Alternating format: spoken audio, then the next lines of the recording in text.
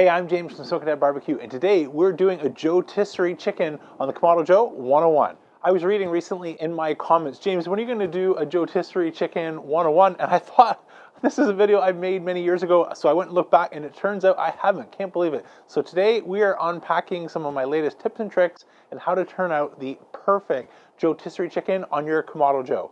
So before I get into the recipe, I'm going to be doing today's cook on my Kamado Joe Big Joe Series 1. It would be identical if you're using the Series 3. The only reason I'm using the Big Joe Series 1 is it doesn't have an airlift hinge and it sits nice and tight on the JoeTisserie ring and gives a good seal. If you're not getting this because you have the airlift hinge, make sure that you haven't over tightened your spring so that when you put it on the JoeTisserie ring, it wants to bounce up. I'll show you that here. If that's what's happening to you, get your 3/4 inch wrench and make sure you back off some of that pressure so when you release your dome that it doesn't want to start climbing its way back to the open position. That'll make controlling our temperatures much easier.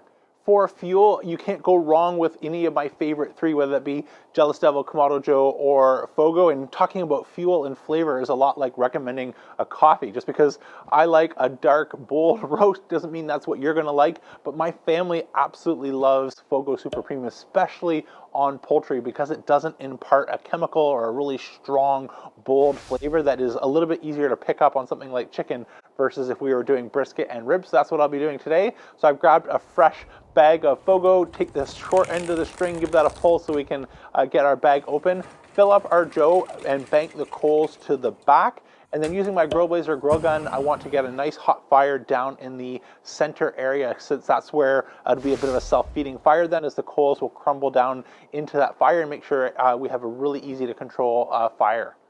Okay, our two chickens are ready to go coming out of the dry brine, and they are ready to go. So we're going to prepare these each two different ways. So one, I'm going to do a quick and easy, anybody can turn this out and it'll be absolutely amazing. And the other one is going to be my favorite method when doing something like turkey. I'm going to apply that here to our rotisserie chicken, which is making up some compound butter and injecting it. Now, this is an extra step, and so if you're not comfortable with extra equipment and injection, we'll just focus on our first bird. But to get that going, I'm going to get some salted butter out.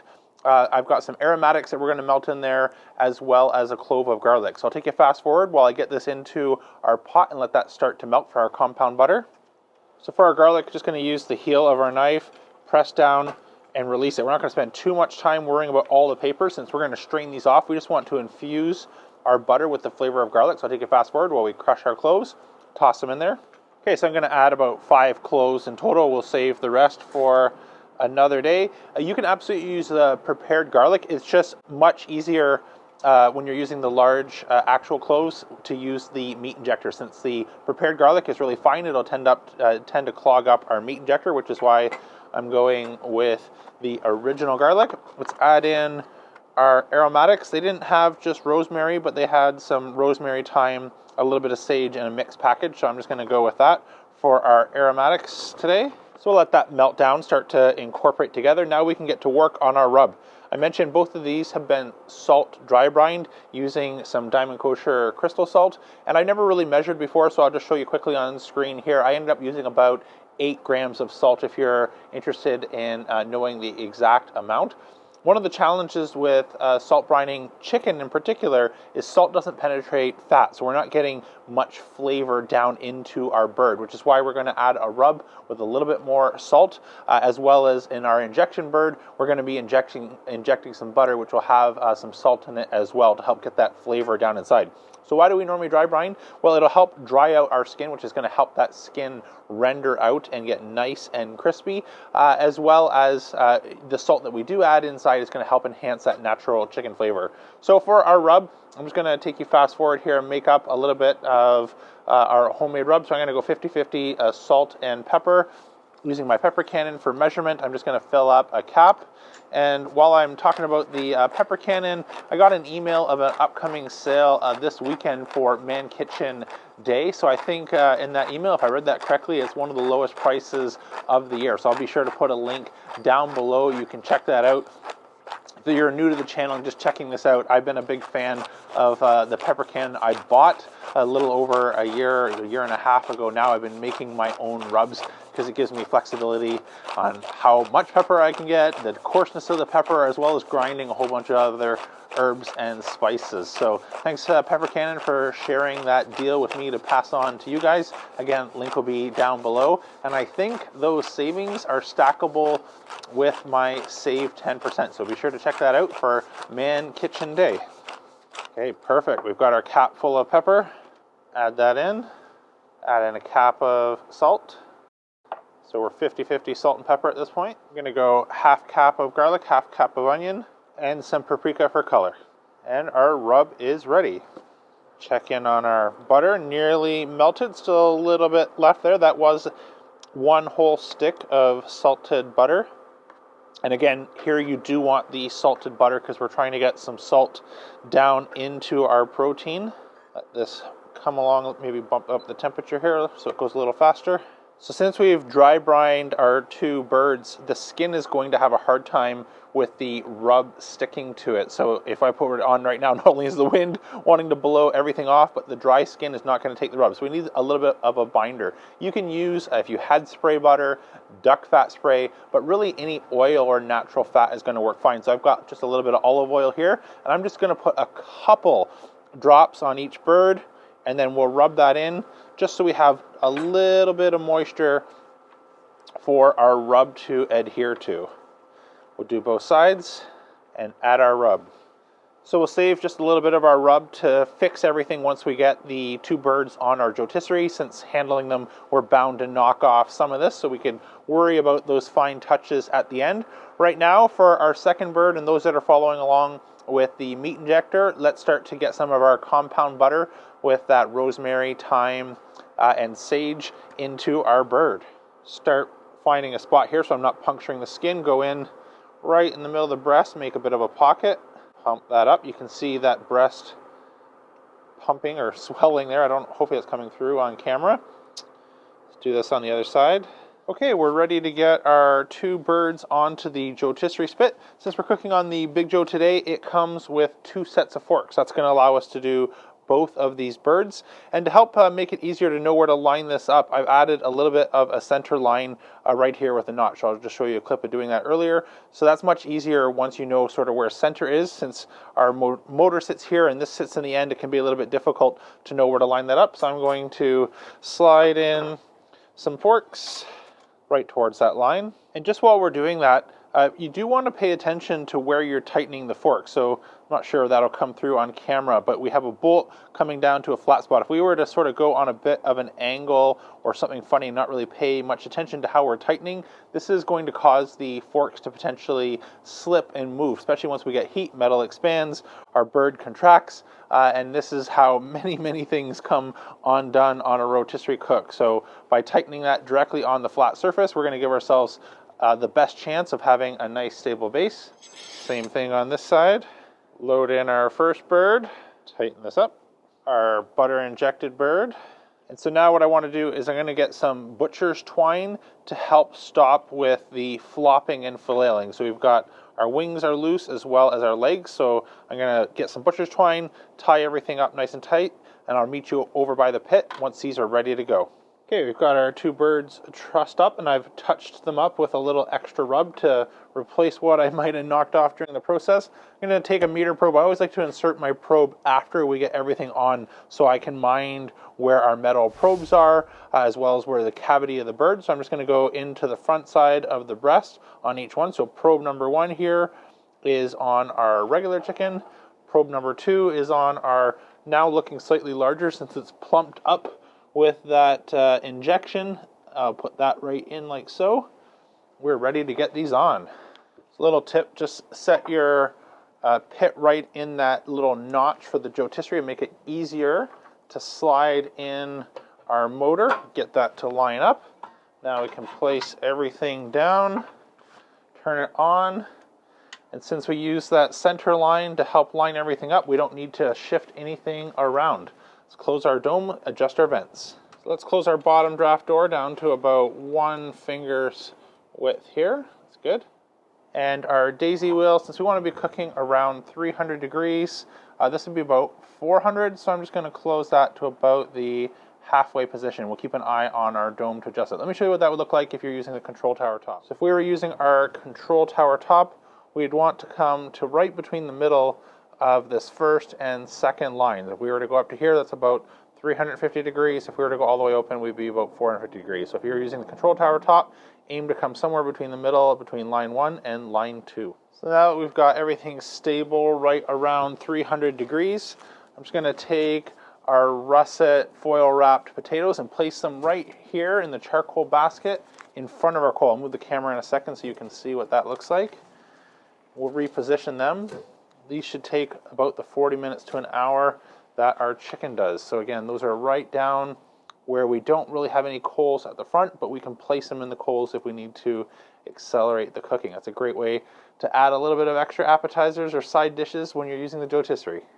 So now that we've got our chicken and baked potatoes in the bottom coal bed, I'm going to keep an eye on those, maybe move them around, but we should have about an hour just to hang out and relax. We'll use the meter to keep track of today's cooking. I've set my alarm for 155 degrees Fahrenheit, which is just below what we want, but I want the opportunity to actually check the doneness in the legs as well as other parts of the bird using an instant read probe just to make sure we're completely good, and then we'll be able to bump the temperatures up and focus on crisping up our skin. So I'll rejoin you in about an hour's time when I get an alert that our birds are ready for our next step.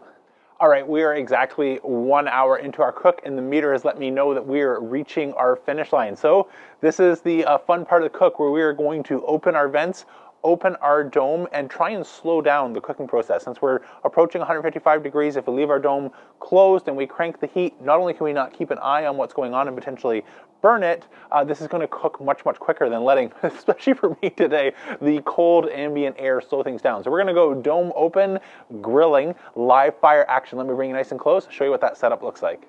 Open our bottom vent, top vent all the way, and now we can just let things fly. If we need to move anything around, I've got my ash tool here. I'm going to just pull the potatoes a little bit further away from those hot coals so nothing burns. Stoke our fire and let those flames come up. Rejoin you in a couple minutes. Okay, I've just turned off our JoeTisserie. Let's get our chickens off as they're flaring up. Those look lovely. That's a lot of fun, the live fire cooking, be able to rake the coals around, make sure we get nice, even doneness all the way around.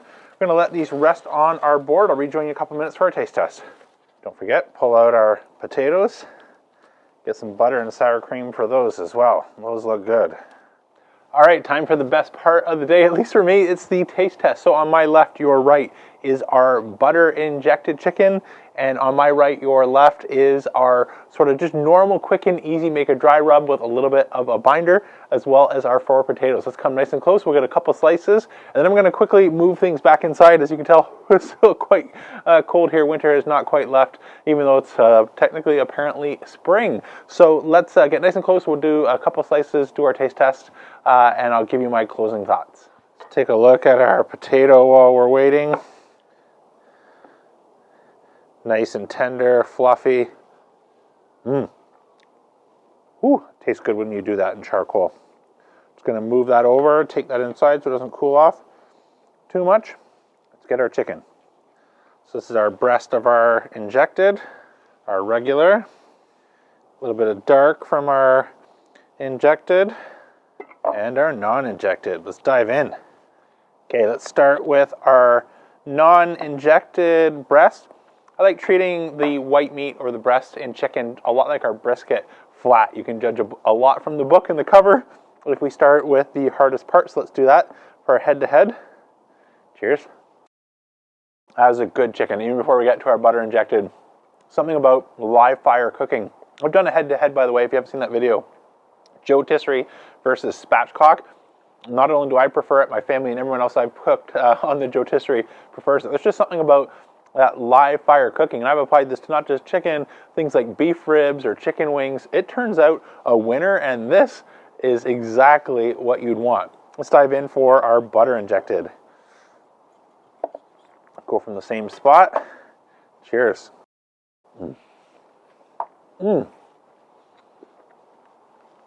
Wow. So first, very close, but the difference is are obvious in the sense of this is what we made different. So first, you're getting that aromatic, so the garlic, the rosemary, the thyme, just a level of sort of fresh herbal zing that you're not getting on this bird. And you can't really add those on the outside. If you add fresh herbs on the outside, they'll just burn up. So that's why injecting them on the inside is worth that extra step.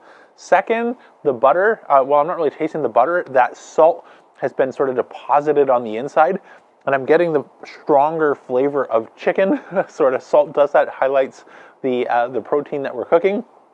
So this chicken tastes more like chicken than that chicken. It's not, again, if you're brand new to this and you're worried about a meat injector, there's not like 100% difference between these two. This is a great bird, but if you want to roll up your sleeves and put in a couple extra minutes, wow, is this really good. Let's move on to our dark meat. Again, same order, start with our non-injected. It's still really good. Let's move into our injected. Let me take this inside before it cools off. Wow.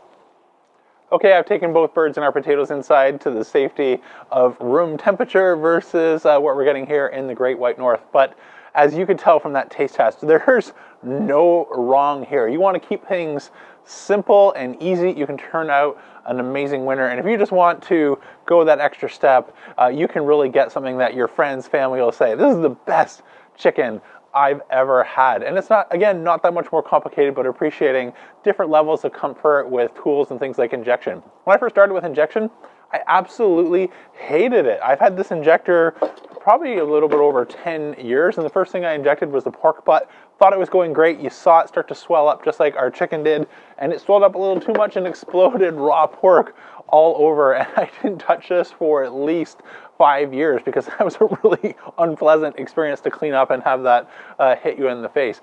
But now that we've got a hang of it, I've just found that we can impart some flavors you can't do any other way. Those fresh aromatics on the inside versus burning up on the outside, let alone that butter just adding some extra lushness and fat to our lean white chicken breasts that you just don't get any other way, is a way to take something from amazing and just put it next level. I hope you really enjoyed this video, and thanks for reminding me in the comments of our previous video. Hey James, when are we going to see a rotisserie chicken 101? Can't believe I forgot that. So if there's anything else you're dying to see me cook, let me know down in the comments. I'll be sure to add that to my spring, hopefully warmer weather calendar. That's it for today though. I'm James from Smoke Dad Barbecue signing off, and remember, don't be afraid to fire it up.